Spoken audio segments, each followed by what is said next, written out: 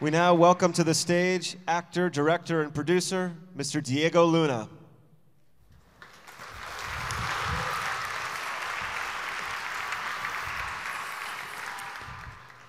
Buenos días. Good morning. Distinguished delegates, ladies and gentlemen, I'm truly honored to be here with you today in this great hall of humanity to serve as your moderator for this part of the program. I would like to thank especially the UN Division of Ocean Affairs and Law of the Sea and Parley for the Oceans for this invitation.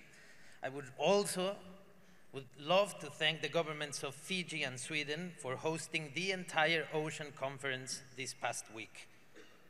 We need more of that kind of leadership. I make a living by telling stories I hope audiences can connect and feel part of. A little while ago, on a trip to the Maldives with the Parley Ocean School program, I learned about a story that I don't want to be part of. The story of our oceans, the relation we have with the oceans. I was born in Mexico City, a mad and awe-inspiring metropolis that faces you to share space with now over 20 million residents. The ocean was always my refuge. Ever since I was a young boy, my father would bring me to the ocean and allow me to experience this incredible freedom. And the ocean was always generous to me, giving me inspiration, tranquility, many amazing meals, waters to explore, parties when I need them. And I haven't responded to that generosity. And it's time for me to change. More than half of the oxygen we breathe is produced by the oceans. I don't think we think about this every time we breathe. Every second breath comes from the ocean. Do you think about that? Do you knew that? Obviously not, because otherwise we would be doing something. The ocean is essential to our existence, and we are essential for it to survive of all the damage that we have caused. It's thanks to the ocean that this Earth, that Earth is not Mars, and that we exist. Let's not forget that.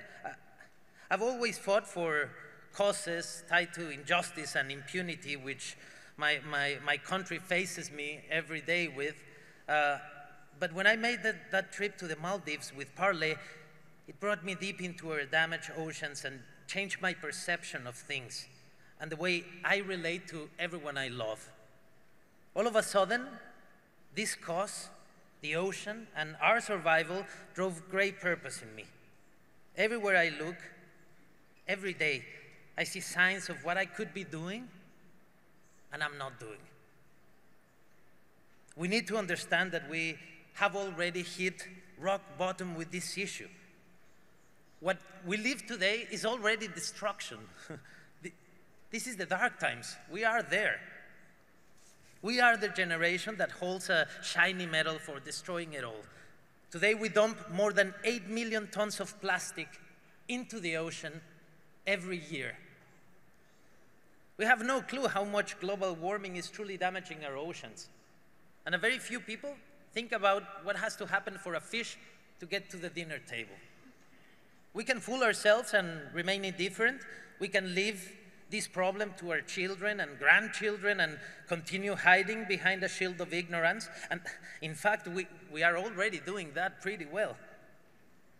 But we could also be grateful to have this chance to be part of this generation, to have the privilege of living in this time where we can still do something about this grave issue, where we can generate profound systemic change.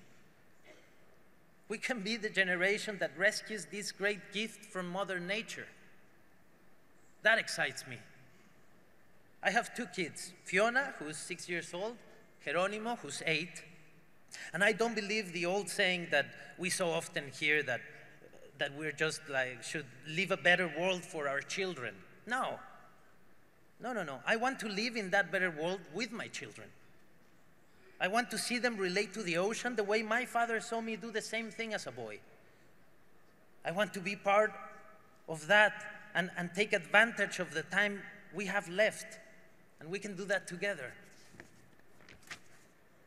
I had difficulty joining an environmental cause, and I think it was because I couldn't see a way out of this labyrinth. But there is a way out. This means there is a way out. We can find it through creativity, respect, by being honest and careful about the everyday decisions that we make that are affecting our oceans. Let's respect our source of life and spread this spark to those around us to join this truly important cause. What is that we need? I believe it's inspiration. That is the spark that starts everything. I was deeply moved when I was invited by Cyril Gotch and Parallel Lake community, and I was inspired by their voice. They bring people together who are taking the necessary steps for change. Once you listen to these voices, you cannot be indifferent. Let's make the necessary echo so these voices get further and further. And that's why I am very happy to be here.